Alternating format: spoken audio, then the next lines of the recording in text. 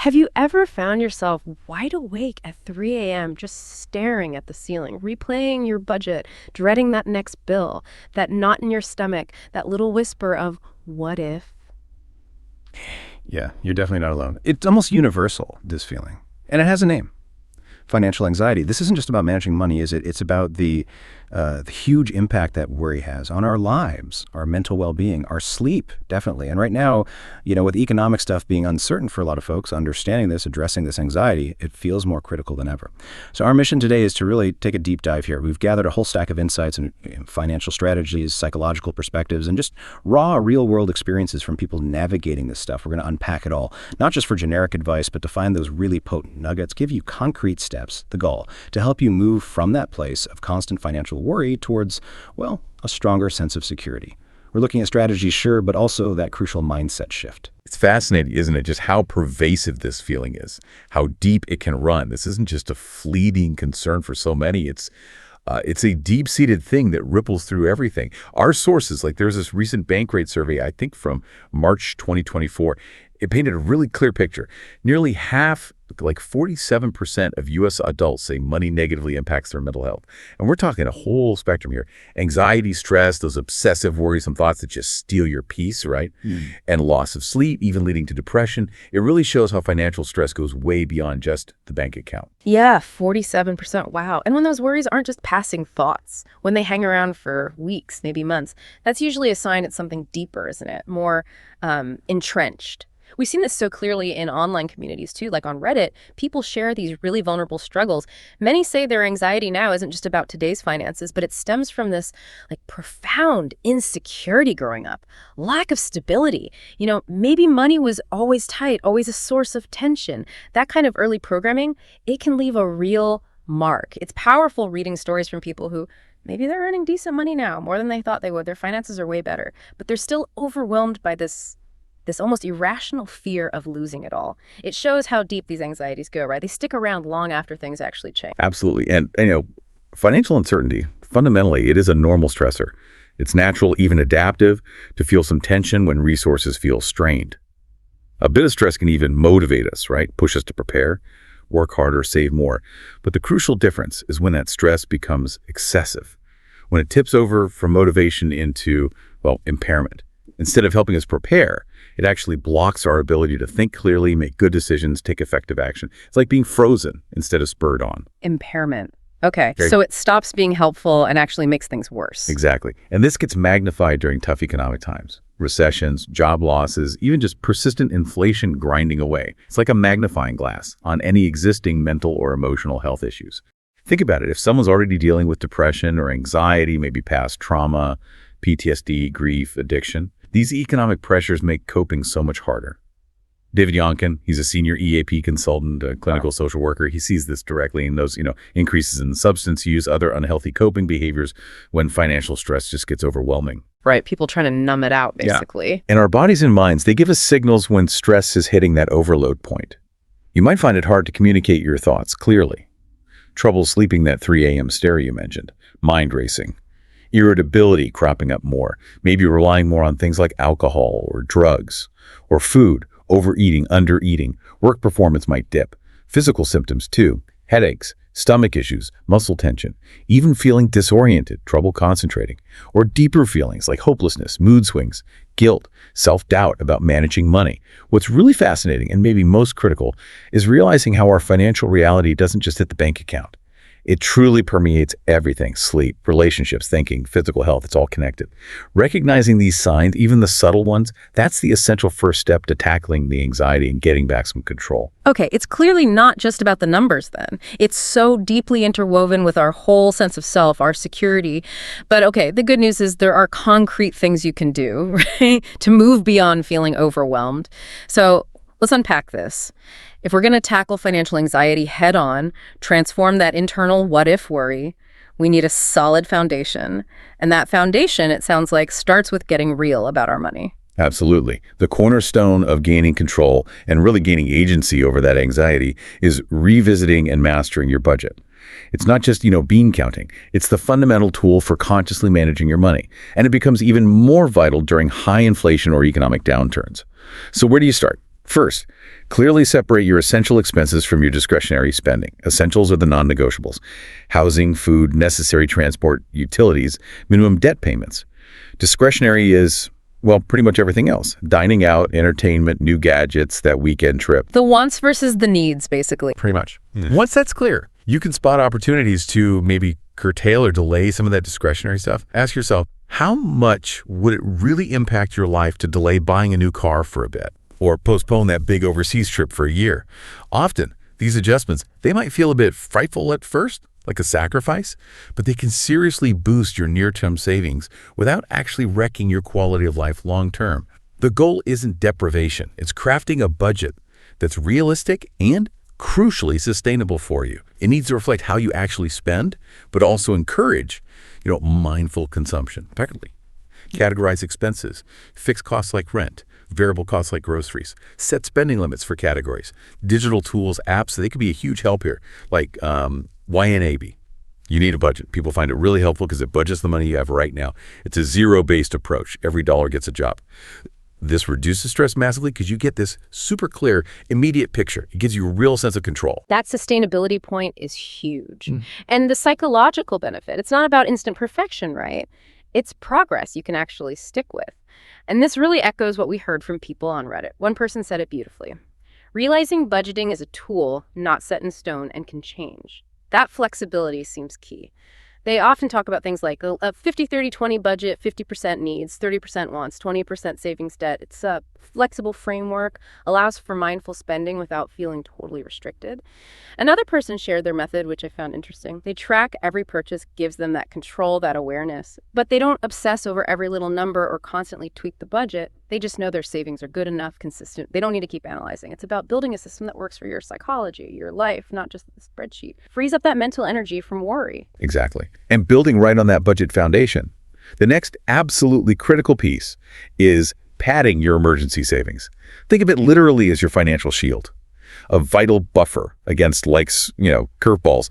An emergency fund is money set aside specifically for unforeseen stuff: a flat tire, leaky roof, sudden medical bill, losing your job. This isn't money for a new TV or a vacation. It's exclusively for unplanned, urgent things that could otherwise totally derail you and spike your anxiety. Right. It's for emergencies, not just, oops, I overspent. Precisely. And for it to really work, give you that peace of mind, it needs a few key characteristics. It has to be specific. Emergencies only, ideally in its own separate account so you don't accidentally dip into it. It needs to be accessible. In liquid accounts, savings, money market, maybe short-term CDs so you can get it quickly without penalties. It should be flexible. The right amount varies, depends on your job stability, dependents, debts, and it's ever-changing. Yeah. You build it over time, and critically, you replenish it if you have to use it. Okay, so how much are we talking? What's the goal? Generally, aim for a minimum of 3 months' worth of essential household expenses. That's a basic cushion. But if you're the sole earner or in a volatile industry, pushing that to 6 months is much safer, more robust. For retirees, sometimes up to a year's worth in liquid assets is recommended. It prevents having to sell investments when markets are down, which can lock in losses. Even if you're starting from zero, the key is just to begin.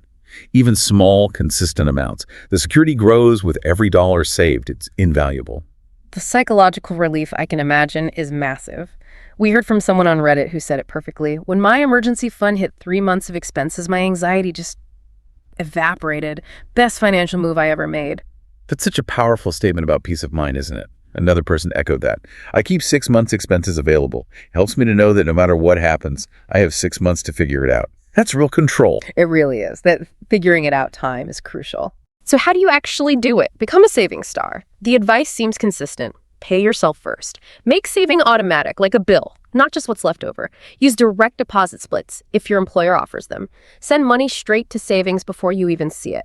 Out of sight, out of mind, got a tax refund, a bonus, windfall. Put a chunk, maybe all of it, straight into that emergency fund. Start small if you need to. $100 a month, $1 a day, whatever's achievable. Write the goal down, make it real, keep it visible. We saw this great example on Reddit. Someone started with $50 a paycheck, bumped it to $300 over time, turned $20 savings into $22K invested. That's the snowball effect, right? Small, consistent steps add up big time. Absolutely. Small steps, consistently. That's the magic formula.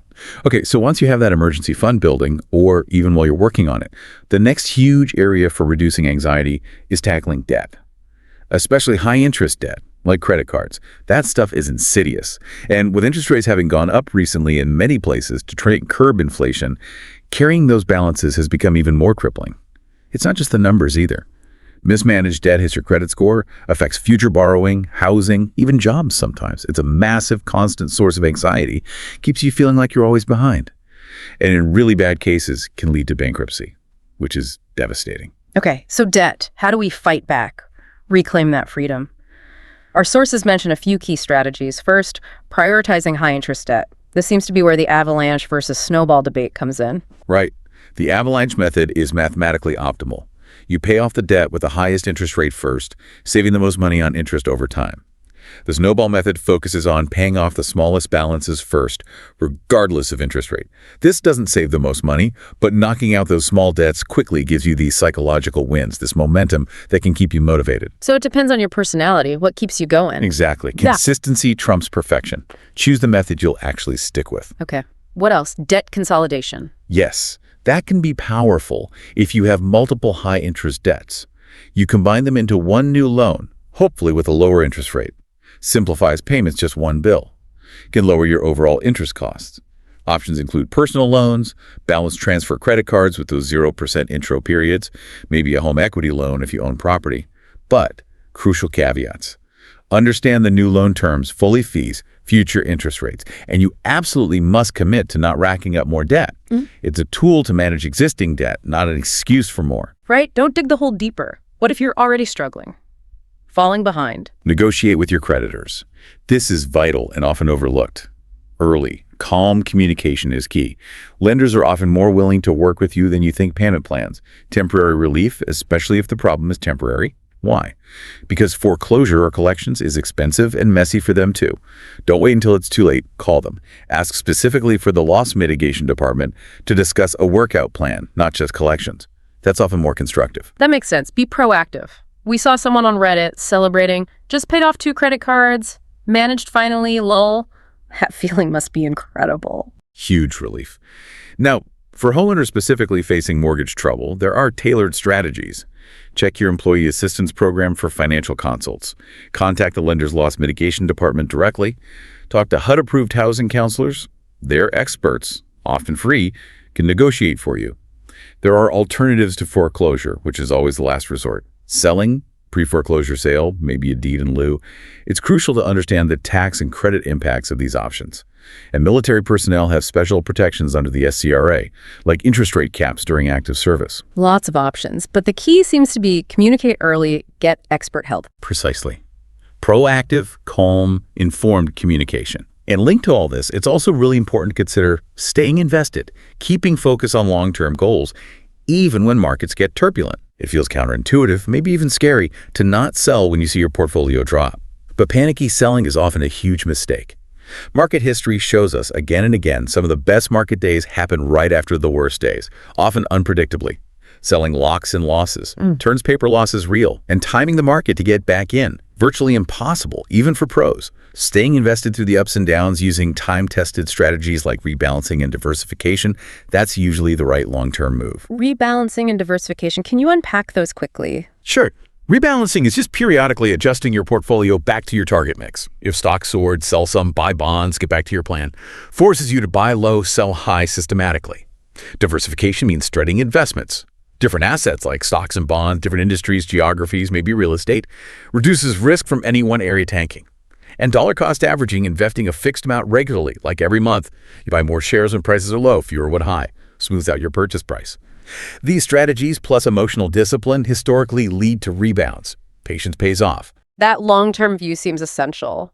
For growth, but also for anxiety, right? It links back to having a solid financial plan overall, doesn't it? A good plan builds in those what-if scenarios, helps you anticipate things, react calmly if markets dip or life throws a curveball. The sources emphasize, even in tough times, small, calculated moves are usually best, not drastic, fear-driven reactions. Without a plan, figuring out the best move feels impossible. So setting clear goals short-term, long-term, like that $5 K buffer someone mentioned, or saving for a house, retirement, that gives you motivation, a way to track progress. Like that Reddit user said, having a goal and seeing yourself ticking those boxes helped me feel more secure. I had a fallback. It's about knowing where you're headed, even if the road's bumpy.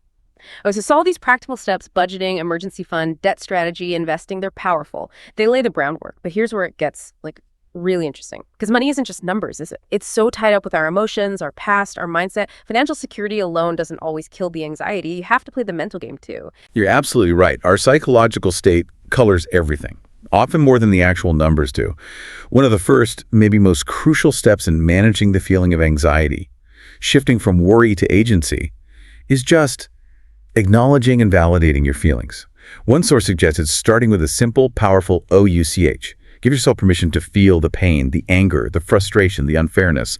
Recognizing, yeah, this hurts, it's frustrating, it feels unfair. Validating those feelings is key. That initial validation lets you move beyond being stuck in OUCH mode, ruminating, and lets you start asking, okay, how long do I stay here and how do I move forward? Yeah. Self-compassion first. Okay, so feel the feeling, don't just stuff it down, then what? Then, actively challenge those negative thought patterns that fuel the anxiety. Negativity is contagious, right? In your own head too. Our brains are kind of wired for threat detection, the negativity bias. We default to worst case scenarios. So you're often battling your brain's programming, not just your finances. Consciously try to consider, okay, these might be tough times, but they will pass. History shows that. And importantly, don't make rash decisions when you're anxious. Anxiety clouds judgment. Give yourself space to think. Focus on the present, on what you can control, not the uncertain future you can't predict.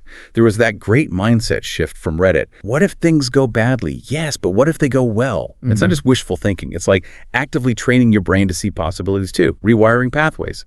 And normalizing recessions helps too. Knowing they're cyclical, they end, like all those examples, 1960, 73, 81, 2008. It provides perspective, reduces the feeling of this is forever. That perspective shift is huge. Okay, besides challenging thoughts, what about mindfulness, self-care?